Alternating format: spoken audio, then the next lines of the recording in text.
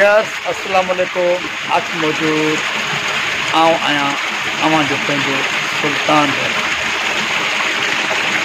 ऐं मौजूद आया पंहिंजे ॾाॾाणे ॾे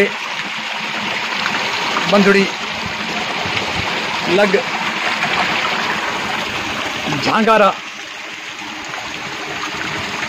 ज़िला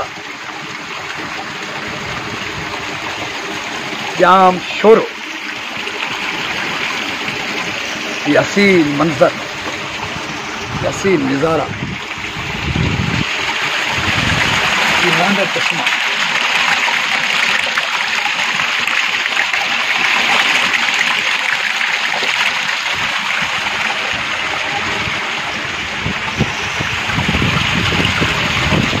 ये के परदेश जा कोन कुन फयकून के टाइम धरती सिंध ऐं मुझे ॾाॾाणे ॾे अॼु भी मुंहिंजी फैमिली मुंहिंजा कज़न्स आबाद आहिनि। बंधड़ी लॻ बडो जबल जो सिलसिलो ऐं उन सां गॾोगॾु फाड़ोटो चश्मो जा मंज़र केॾो रूह खे राहत ऐं मज़ो ईंदो हूंदो जो सिंध धरतीअ जे जबलनि जे पाछनि में ऐं उहे पंहिंजो ॾाॾाणो वतन हुजे, केॾो मज़ो ईंदो हूंदो। अहिड़ा हसीन नज़ारा तव्हां तसवुरु नथा करे सघो। सुल्तान हिंद जो ॾाॾाणो ॾे हेॾो हसीन थी सघे थो, पर आहे अलॻि विलाग हूंदो जंहिंमें मां पंहिंजे ॾाॾाणे ॾे जा तमामु मंज़र ॾेखारींदुसि ऐं इहो ई मुंहिंजो ॾे आहे।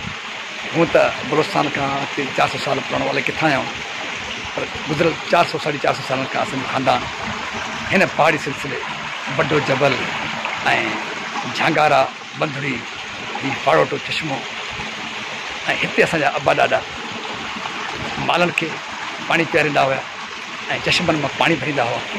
हीअ उन्हनि जी जियापी जो मर्कज़ हो। So love U dears. सचुपचु त ॾाढो मज़ो आयो आहे, एंजॉय कयो आहे पंहिंजे हिन दोस्तनि सां, नौजवाननि सां, माइटनि सां। सो जेके दोस्त रहिजी विया आहिनि उन सां ॿिए वारे गॾु एंजॉय करो। Love U dears. प्यार सभिनी जे लाइ। मूं वटि त लफ़्ज़ कोन, केॾी ख़ुशी थींदी हूंदी जो पंहिंजे ॾाॾाणे ॾींहं में एॾा हसीन नज़ारा। सो प्यार ई प्यार।